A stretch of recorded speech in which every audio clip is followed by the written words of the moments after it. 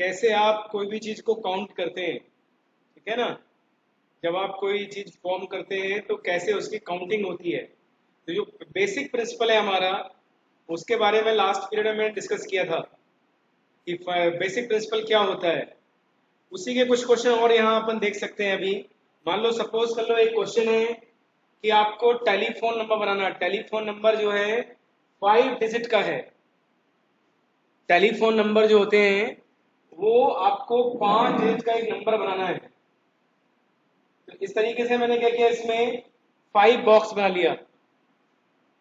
आपको telephone number को construct करना है। तो टेलीफोन नंबर जो है 5 डिजिट का है। अभी तो मोबाइल क्या है, मोबाइल जो है वो 10 डिजिट के होते हैं। लैंडलाइन भी जो है 6 to 7 डिजिट का होता है। ये पहले का क्वेश्चन है। तो 5 डिजिट का टेलीफोन नंबर आपको बनाना है। और टेलीफोन नंबर के लिए आपको मालूम है कि कोई भी टेलीफोन नंबर रिपीट नहीं होता। मेरा मोबाइल नंबर हो या आपका मोबाइल नंबर हो, सेम कभी नहीं होगा, कुछ ना कुछ डिफरेंस होगा, ठीक है ना। के लिए ये क्या है, आपके पास 5 डिजिट का एक टेलीफोन नंबर बनाना है। और उसमें कंडीशन ये है कि 67 से स्टार्ट करना है। 67 जो है वो फिक्स है। फर्स्ट 2 डिजिट जो है वो फिक्स है, मतलब 6 और 7 फिक्स है। और रिमेनिंग जो 3 डिजिट हैं उनको यूज करना है आपको 0 to 9। रिमेनिंग जो 3 डिजिट हैं, यूनिट, टेंस एंड हंड्रेड, इसके लिए यूज करना है 0 to 9। तो 0 to 9 में आपके पास कितने डिजिट हैं? 0 to 9 में आपके पास 10 डिजिट हैं। 0 को शामिल करके 10 हो जाएंगे। और आप देखेंगे क्वेश्चन की कंडीशन क्या है, नो डिजिट रिपीटेड। कोई भी डिजिट जो है वो रिपीट नहीं होगा। अर्थात टेलीफोन नंबर में कोई भी डिजिट रिपीट नहीं होगा। सारे जो डिजिट्स आएंगे वो डिस्टिंक्ट आएंगे, सारे डिफरेंट आएंगे। तो 6 और 7 तो आप यहां से कट कर दीजिए, क्योंकि 67 तो ऑलरेडी आ चुका है। तो अब 67 में 6 और 7 तो नहीं ले सकते हम, यहाँ पे रिपीट हो जाएगा। तो रिमेनिंग आपके पास कितने बच गए, 8। रिमेनिंग जो डिजिट है वो बच गए आपके पास 8। और 8 में से ये 3 बॉक्स आपको फिल करना है।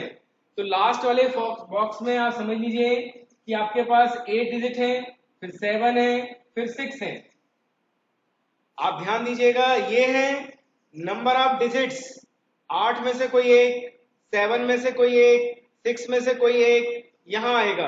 अर्थात number of ways, number of ways कितने हो जाएंगे, नंबर ऑफ टोटल वेज 6, 7, 8 का मल्टीप्लाई कर लेना। इतने नंबर्स आपके पास टेलीफोन नंबर बन जाएंगे विच स्टार्ट 67, जो 67 से स्टार्ट होंगे। इसको आप मल्टीप्लाई कर लेना, तो ये हो जाएगा आपके पास कितना, 336।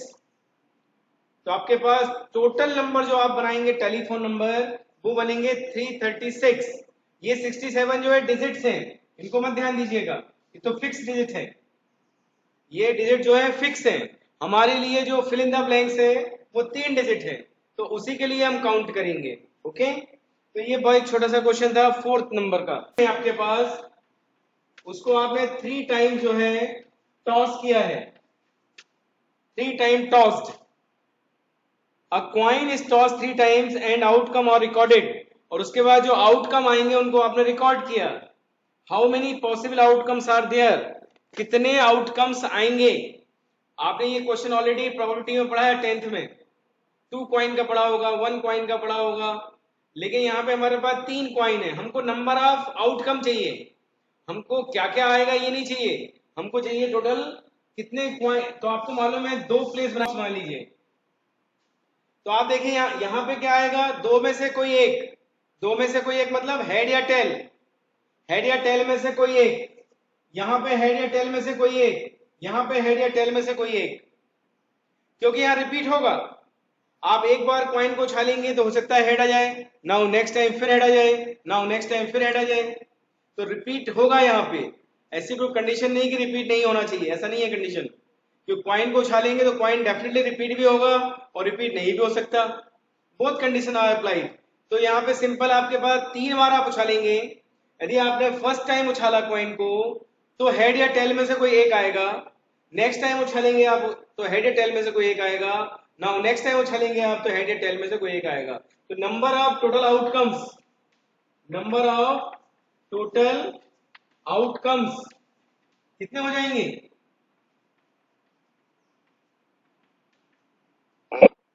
नंबर ऑफ टोटल आउटकम हो जाएंगे 8, 2 2 2, दैट मीन्स 8। तो आप बना के भी देखें, प्रोबेबिलिटी में आप देखेंगे, आपने प्रोबेबिलिटी में बना के भी देखा होगा। एक कॉइन का क्या बनता है, एच या टी? एक कॉइन का क्या बनता है? एक कॉइन के लिए एच आएगा या टी आएगा? एक कॉइन को यदि आप उछालते हैं तो क्या आएगा, हेड या टेल? सपोज कर लो आप दो कॉइन को उछालते हैं तो दोनों बार एच आएगा, या पहली बार है दूसरी बार टी, या टी एच या T T. Now this is 4 ways, 4 outcomes. यदि सपोज कर लो आप तीन कॉइन उछालते हैं तो क्या आएगा, H H, H T, H T H, H T T, फिर T H H, T H T, T T H and T T T. आप देखिए टोटल 8 हो गए। अच्छा मैंने कैसे लिखा है, मैंने लिखा है, पहले लिखा मैंने एक कॉइन का एच टी, एक कॉइन के लिए एच टी। नाउ दो कॉइन के लिए आप दोनों में लगा दीजिए एच और दोनों में लगा दीजिए आप टी, तो ये बन जाएगा, देखो आप H H H T, T H T T.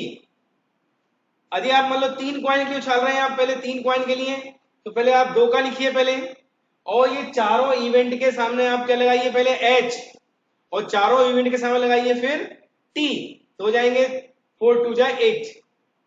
यदि आपको 4 कॉइन को उछालना है आपको तो फिर ये बनाएंगे आप, तीन का बनाएंगे पहले, सबके सामने एच लगाइए, सबके सामने टी लगाइए, तो उस तरीके से वो हो जाएगा 32। ओके, तो ऐसे जो है आपको बढ़ते जाएंगे ये, ठीक है। तो ये जो है आप इसको करके देख लीजिएगा, 32 नहीं 16 हो जाएंगे, सॉरी। ओके, तो ये अभी अपने को नहीं करना है, ये सैंपल स्पेस नहीं बनाना है अभी आपको, ये प्रोबेबिलिटी में यूज करेंगे, वो तो कनेक्शन है टॉपिक का। यहाँ पे आप देख रहे हैं काउंटिंग, नंबर ऑफ हेड या टेल की काउंटिंग कितनी होगी, और वहां पे आप बनाएंगे सैंपल स्पेस, उसको बोलते हैं सैंपल स्पेस। फैक्टोरियल, इसके बारे में हम चर्चा करेंगे अब। ये what is factor, factor is a new concept of you, आपके लिए नई कॉन्सेप्ट है, बिकॉज इसके पहले आपने नहीं पढ़ा है। और इस कॉन्सेप्ट का मीनिंग क्या है, आपको बैक काउंटिंग करना है अप टू 1, कोई भी नंबर, मान लो ये सिंबल है इसका, ये इसका सिंबल है, या एक और सिंबल है इसका इस टाइप का, आप दोनों में से कोई भी सिंबल यूज कर सकते हैं। दिस इज फैक्टोरियल सिंबल, और इसका मीनिंग क्या है, सपोज कर लीजिए लिखा है 4, ये लिखा है फैक्टोरियल 4, इसका मीनिंग होता है 4 3 2 1, दैट मीन्स 1 इज लास्ट। ये ध्यान रखेंगे 1 is last, zero zero last मत कर देना, यदि जीरो करेंगे तो पूरा जीरो हो जाएगा। ये ध्यान रखेंगे फैक्टोरियल अप टू 1 तक होता है, इसको आप मल्टीप्लाई कर देंगे तो ये आएगा आपके पास कितना, 24।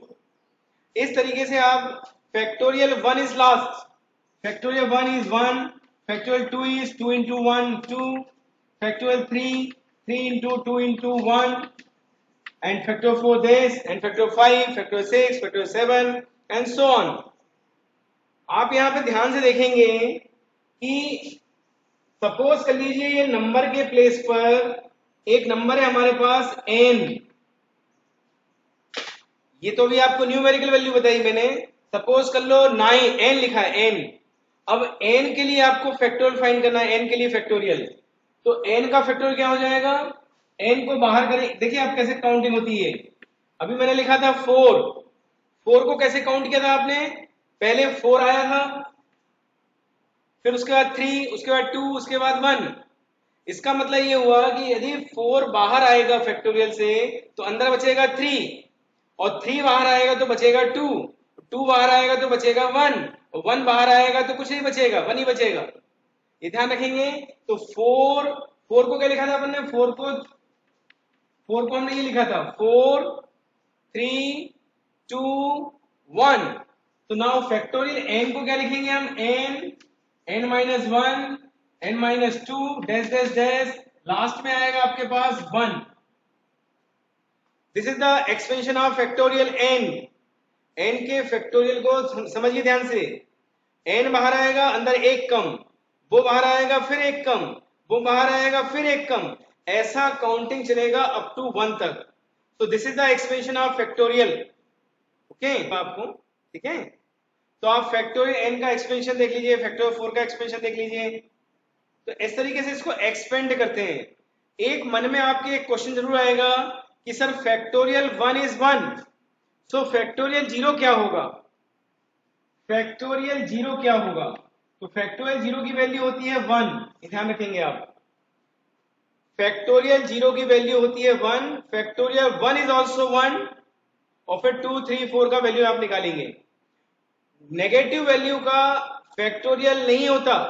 उसका रीजन क्या है? यदि आप नेगेटिव वैल्यू का फैक्टोरियल निकालने बैठ जाएंगे, मान लो सपोज कर लो मैंने -4 का निकालने बैठ गया, फैक्टोरियल आप -4, तो -4 बाहर आएगा तो अंदर क्या बचेगा? -5, -6, -7, -8 and so on.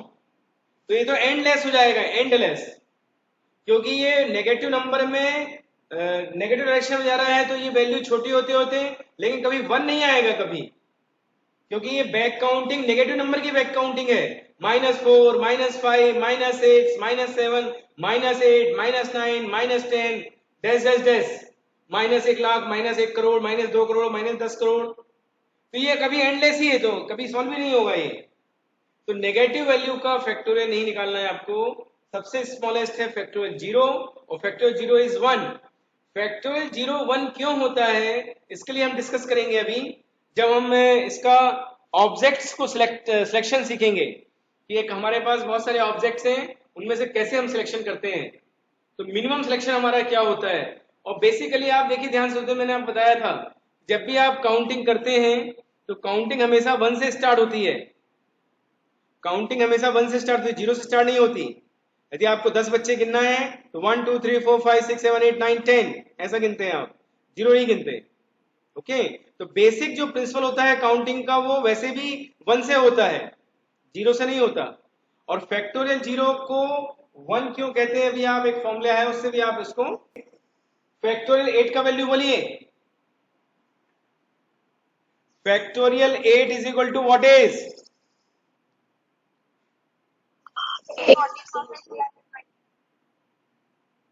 Okay okay, 40320 ये। नेक्स्ट क्वेश्चन आप सॉल्व कर लेना। फैक्टोरियल 4, फैक्टोरियल 4 का वैल्यू कितना होता है?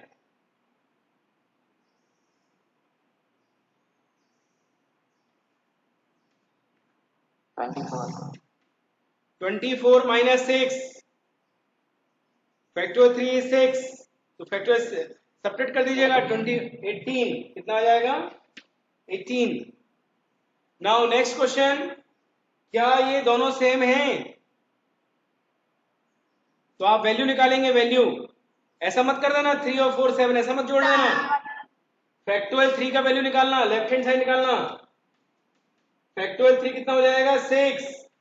फैक्टोरियल 4 कितना हो जाएगा? 24। दोनों को जोड़िएगा तो आएगा 30। क्या आएगा? 30। और फैक्टोरियल 7 कितना होता है? फैक्टोरियल 7 होता है 5040। दोनों सेम है क्या? दोनों सेम है क्या? नो। तो आप क्या लिखेंगे? नो।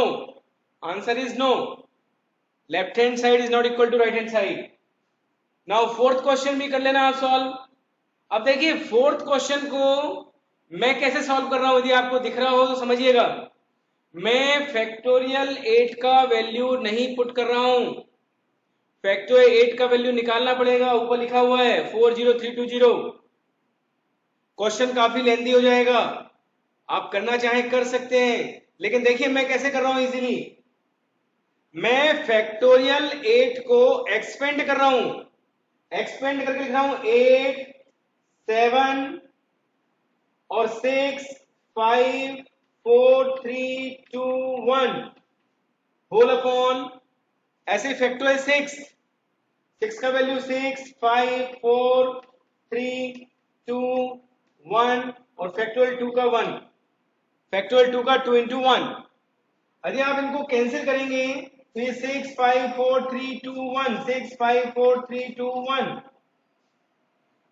ऊपर जो फैक्टोरियल 6 है, 6 के बाद जो वैल्यू लिखी है वो नीचे भी है 6 के बाद वाली वैल्यू, अर्थात फैक्टोरियल 6 कॉमन है।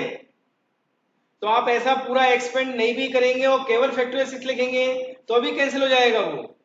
और जो रिमेनिंग आपके पास रिमेनिंग बचा 8 इंटू 7 अपॉन 2 इंटू 1, इसको आप हल कर लेना तो आंसर आ जाएगा 28। 2 से 8 कट जाएगा 4 टाइम्स एंड 7 मल्टीप्लाई कर देना तो 7 4 जा 28। 28 इज आंसर। अदरवाइज आप क्या करेंगे, आप तो पूरा रखेंगे, फैक्टर 8 का वैल्यू रखेंगे पूरा 40320 अपॉन फैक्टर 6 का वैल्यू रखेंगे आप 720 इंटू 2 तो 2 ही है, तो फिर आप कैंसिल करेंगे और उसको डिवाइड करके आंसर निकालेंगे। But this is the longest method. आप उस मेथड से नहीं करेंगे, आप कैसे करेंगे, फैक्टोरियल 8 को आप एक्सपेंड करिए और वो भी पूरा एक्सपेंड करने की जरूरत नहीं है। This is also wrong step. Right step क्या है, राइट स्टेप ये है इसकी, तो फैक्टोरियल 8 इंटू 7 इंटू 6 का फैक्टोरियल बच गया यहाँ पे। मैंने 6 का फैक्टोरियल एज इट इज लिखा है बिकॉज नीचे भी 6 है, बिकॉज नीचे भी क्या है 6 है, तो 6 से 6 कैंसिल हो गया, तो 8 इंटू 7 अपॉन 2 इंटू 1 मतलब 2 और ये हो गया 28। ओके, आप इस तरीके से उसको इजी करेंगे। सारे फैक्टोरियल का वैल्यू आप याद भी नहीं कर सकते और उसको पुट करने में न्यूमेरिकली बहुत लंबा हो जाएगा क्वेश्चन, उससे बचना है हमको। उसकी अपेक्षा हमको क्या करना, क्या है हमको नीचे क्या दिया हुआ है, कितना फैक्टोरियल दिया है, क्या ऊपर भी वो फैक्टर आता है उसके एक्सपेंशन में, उसको थोड़ा कॉमन निकाल के अंदर छोड़ा कर करके लिख के कैंसिल करना है। ओके, तो जब अभी आप एल्जेब्रिक क्वेश्चन करेंगे एन वाले, एम वाले, आर वाले, पी वाले, क्यू वाले, ये न्यूमेरिकल क्वेश्चन तो आसान है, उन क्वेश्चंस में आपको फैक्टोरियल का एक्सपेंशन समझ में आना। x अपॉन फैक्टोरियल 8, इसमें आपको x का वैल्यू निकालना है। क्वेश्चन नंबर 4 जो आपके बुक में है उसको देखिए ध्यान से आप। इस क्वेश्चन को भी मैं पूरा एक्सपेंड नहीं कर रहा हूं, आपको 8x का वैल्यू निकालना है। देखिए मैं क्या कर रहा हूं, इसको 1 अपॉन ये एज इट इज प्लस इसको मैंने ऐसा लिख दिया 7 into factorial 6, 7 into factorial 6 is equal to x 8 into 7 into factorial 6। मैंने पूरा एक्सपेंड नहीं किया है 8 को 7 को, बिकॉज 6 इज लास्ट, 6 सबसे स्मॉलेस्ट है और 6 सब में आएगा, 7 में भी आएगा 8 में भी आएगा, तो मैंने उसको 6 को कॉमन रखा है। यहां से आप 1 अपॉन फैक्टोरियल 6 कॉमन ले लीजिए, अंदर बचेगा this is equal to 1 upon 8 into 7 into factorial 6। ये फैक्टोरियल 6 जो है दोनों तरफ से कैंसिल हो जाएगा, आपके पास यहाँ एलसीएम आएगा 8 अपॉन 7 एक्स अपॉन 8 अपॉन 7, ये 7 भी कैंसिल हो गया, तो x is equal to 64।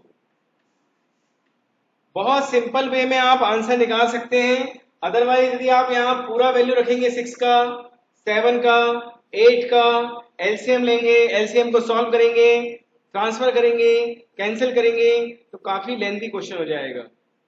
Numerically क्या है वो थोड़ा सा आपको कैंसिलेशन बनना चाहिए, फिर बहुत लंबा हो जाएगा, उससे बचना है। उससे बचने के लिए आपको ये कॉमन निकालना बनना चाहिए, तो ये आपको कंप्लीट करना है। बहुत अच्छा क्वेश्चन है। बाकी फिफ्थ क्वेश्चन जो है आप खुद करेंगे। फिफ्थ क्वेश्चन में सिंपल एक फॉर्मूला लिखा हुआ है और उस फॉर्मूले का उसमें एन और आर की वैल्यू पुट करना है आपको, वो सिंपल सा क्वेश्चन आप कर लीजिएगा। नेक्स्ट क्वेश्चन आपके पास क्या है, परम्यूटेशन। ये चैप्टर में आप देखिए 2 भाग हैं, इस चैप्टर के 2 पार्ट हैं। पहला पार्ट है परम्यूटेशन और दूसरा पार्ट है कॉम्बिनेशन। इस पूरे चैप्टर में आपको 4 चीजें पढ़ाई गई हैं और थोड़ा सा सिलेबस इसका कम किया है, लेकिन मैं तो पूरा कवर कर रहा हूं उसको। तो पहला चीज आपको पढ़ाई गई है, ये लिखा हुआ है फंडामेंटल प्रिंसिपल ऑफ काउंटिंग, ये आपने सीख लिया। आपको फर्स्ट टॉपिक जो था फंडामेंटल प्रिंसिपल ऑफ काउंटिंग, ये आपको मालूम है। नाउ नेक्स्ट टॉपिक था आपका फैक्टोरियल, फैक्टोरियल भी आपने किया। नाउ थर्ड टॉपिक है आपका परमुटेशन और नेक्स्ट टॉपिक है आपका कॉम्बिनेशन। ओके, तो अभी आप थर्ड टॉपिक में पहुंच गए हैं, परमुटेशन। परमुटेशन किसको बोलते हैं? जो बेसिक प्रिंसिपल ऑफ काउंटिंग आपने देखा है, उस बेसिक प्रिंसिपल ऑफ काउंटिंग में ही उसके दो पार्ट हो जाते हैं। एक को हम बोलते हैं परमुटेशन, एक को बोलते हैं हम कॉम्बिनेशन। परमुटेशन में हमेशा ध्यान रखेंगे ऑर्डर इज इंपॉर्टेंट, इसमें ऑर्डर भी इंपॉर्टेंट होता है, और कॉम्बिनेशन में collection is important, order is not important. कैसे? सपोज कर लीजिए आपके पास दो नंबर हैं, आपके पास दो लोग हैं या दो नंबर हैं या दो स्टूडेंट हैं, वो खड़े हुए हैं ऐसे ए और बी। आपके लिए ए और बी जो है एक एक ग्रुप हो गया, और यदि आप बी को यहां लिख दें और ए को यहां लिख दें तो this is another group, this is another group B A B and B A, both are different. Suppose कर लीजिए मैं एक लाइन है आपके पास, लाइन सेगमेंट, इस लाइन सेगमेंट का नाम ए बी है, या एक बच्चा इसका नाम क्या लिखेगा, बी ए।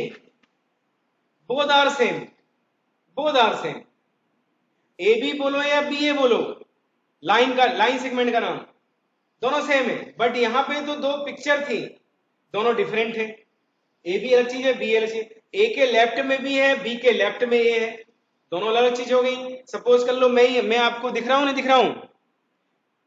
मैं आपको दिख रहा हूं,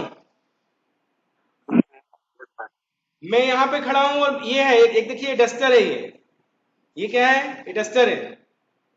अभी मेरे इस साइड है डस्टर, ये तो एक पिक्चर आपको अलग अलग पिक्चर आपको अलग दिख रही होगी। अभी आपको पिक्चर अलग दिख रही होगी, ठीक है। अभी मेरे इस साइड है, देखिए अभी। अब मान लो सपोज कर लो मैं इसको इस तरफ कर लूं, तो अब आपको दूसरा पिक्चर दिख रहा होगा, दिख रहा ना? अब ये इस साइड है, आप यदि स्क्रीन शॉट लेंगे तो both are different shots, both are different shots, this is one way and this is another way, this is suppose कर लो this is a, suppose कर लो this is a, I am b, तो a b, और इस तरफ कर देंगे तो क्या हो जाएगा, ये देखिए आप b a। ओके, तो कहने का मतलब है मैथमेटिक्स में दोनों ऑर्डर, ये भी अपनी जगह इंपॉर्टेंट है। इसमें चूंकि लाइन है, ये एक लाइन सेगमेंट है, आप ए बी बोलो या बी ए बोलो उससे कोई फर्क नहीं पड़ता उसको, ठीक है। बट यदि पिक्चर की बात करें या कहीं पे ऑर्डर इज इंपॉर्टेंट है, तो फिर आप देखेंगे परमुटेशन इज इंपॉर्टेंट। तो this is permutation and this is combination. आपको दोनों टॉपिक को मैंने बताया है। परमुटेशन में ऑर्डर इज इंपॉर्टेंट, कॉम्बिनेशन में group is important, group is important. वहां ये इंपॉर्टेंट नहीं होता कि कौन कहां है कौन कहां है, टोटल ग्रुप है वो, ये ग्रुप।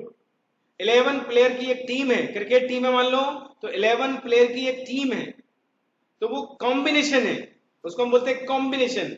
लेकिन जब आप बैटिंग का बात आती है या बैटिंग के ऑर्डर में आप उसको 11 लोगों को बैटिंग में उतारना चाहते हैं, तो कितने टाइप से आप उसको उतार सकते हैं।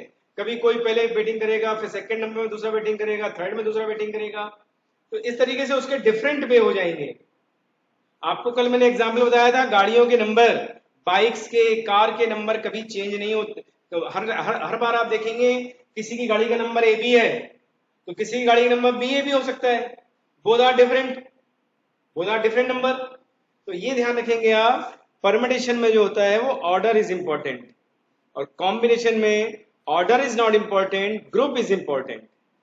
एक ग्रुप होता है, कॉम्बिनेशन होता है। ओके, तो यहां पे आप देखिए ध्यान से, एक फॉर्मूला आपको यहाँ पे डराइव नहीं किया गया है। यहाँ पे ये फॉर्मूला देखिए क्या लिखा है मैंने, एन पी आर, ये एन ऊपर लिखा है मैंने, फिर पी लिखा है, फिर आर लिखा है, is equal to factorial N upon N minus R. This is the formula of permutation. ये जो फॉर्मूला देख रहे हैं आप, ये फॉर्मूला है परमुटेशन का फॉर्मूला है। N P R is equal to factor N upon factor N minus R. और जो कॉम्बिनेशन का फॉर्मूला होता है वो होता है एनसीआर। सी मतलब कॉम्बिनेशन, एनसीआर बराबर factor N upon factor R into N minus R. ये फैक्टर आर और एक्स्ट्रा आएगा यहाँ पे। अभी आप देखेंगे ध्यान से, अभी आप इस पे कंसंट्रेट करिए परम्यूटेशन में। परम्यूटेशन जो है वो क्या है, ये एनपीआर का मीनिंग क्या है। एनपीआर का मीनिंग को ध्यान समझना है आपको। आपके पास एन ऑब्जेक्ट्स हैं, आपके पास जो ऑब्जेक्ट्स हैं अर्थात जो आज जहां पे आप एक्सपेरिमेंट कर रहे हैं, जो आइटम्स आपके पास हैं वो टोटल एन है आपके पास। सपोज कर लीजिए आपके पास आपको 4 बच्चे हैं क्लास में 4 बच्चे हैं और दो दो बच्चों का ग्रुप बनाना है मेरे को। दो 4 में से कोई 2 बच्चे चुनना है मुझे।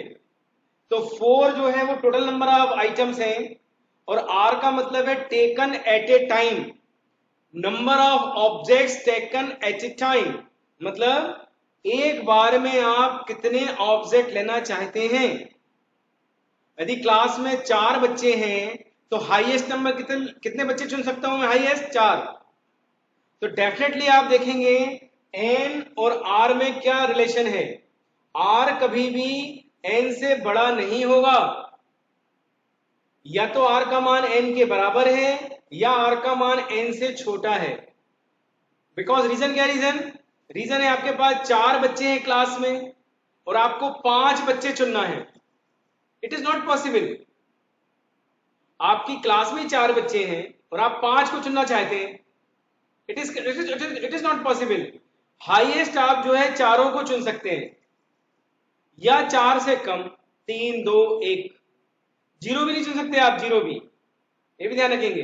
तो आपको यहाँ पे it is important formula because this is N number of total items and R का मतलब है number of items taken at a time, एक बार में आप कितने लेते हैं, तो उसका ये फॉर्मूला है।